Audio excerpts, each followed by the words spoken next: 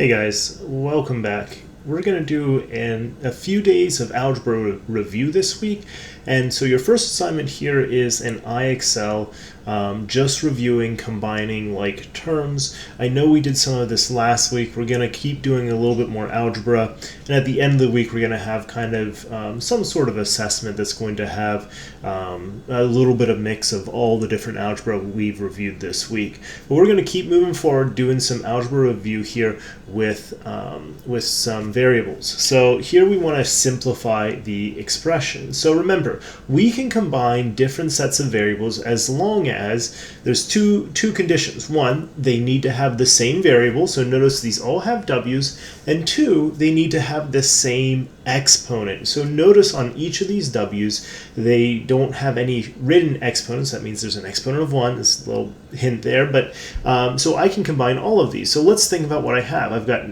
negative 6w minus 6w plus 2w minus 5w. So again, think about these as sets. You know, if w stood for basketballs, how many basketballs do I have? Well, minus 6 plus 2 minus 5. All right, so let's go ahead and combine these. So negative 6 minus 6, well, that's going to be negative 12, right? And we're just going to think about these as numbers for a second and see what happens. So negative 6 minus 6 plus 2 minus 5. So negative 12 plus 2, well, that's negative 10 minus 5. And that gets me negative 15. So how many w's do I have in total? Well, I have negative 15 w's. So let's go ahead and put that in and see what we get.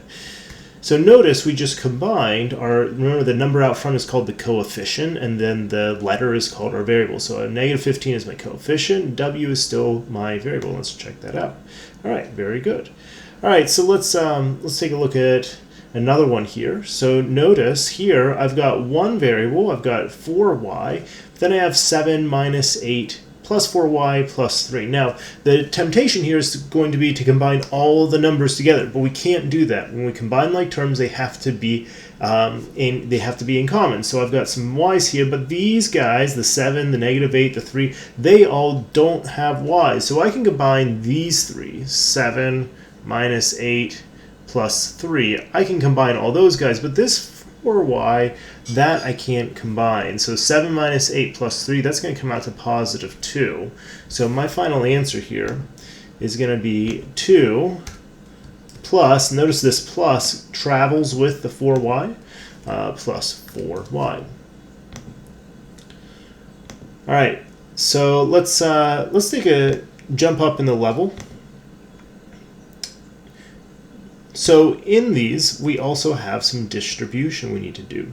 And again, we're just going to review all this. Hopefully this is real easy. You remember how to do this, but if not, this is the best time to just kind of catch back up here. So when I have a number outside my parentheses, I can distribute that number by multiplication. So think about it this way. The 2 can be multiplied by the 7 and by the negative 6k. So really, I could rewrite this as 2 times 7.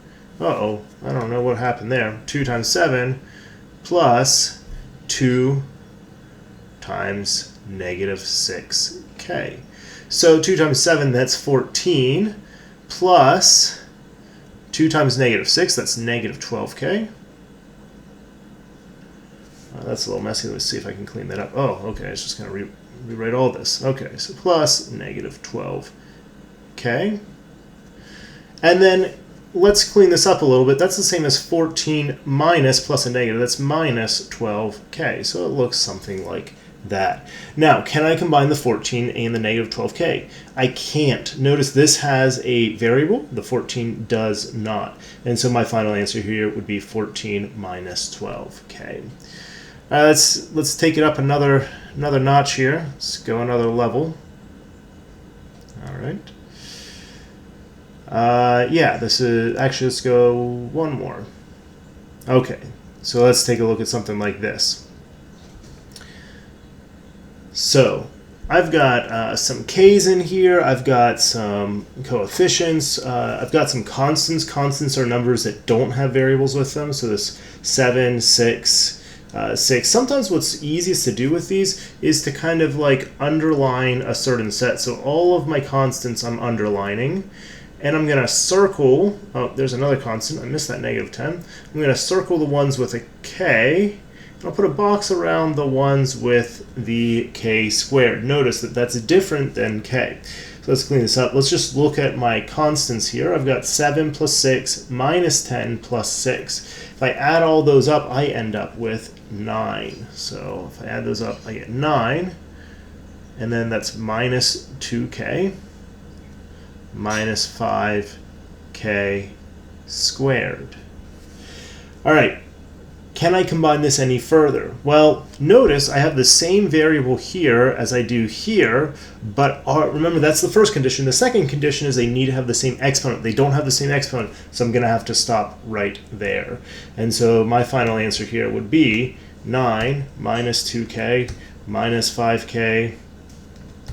And then notice if I want to do a squared, I'm going to hit this button right here, and that's going to get me my squared. Okay. Also notice if I wanted to, could I rewrite this? I could rewrite this as negative 5k squared. Some people like to put the higher exponents in the front, minus 2k plus 9. Remember, when there's no negative out here, we can think about that as a positive 9 if you wanted to. So you could rewrite it. IXL is going to take that either way. So let's submit that, and let's maybe look at one more problem. We'll see what we end up with here. So. Alright, so that looks good.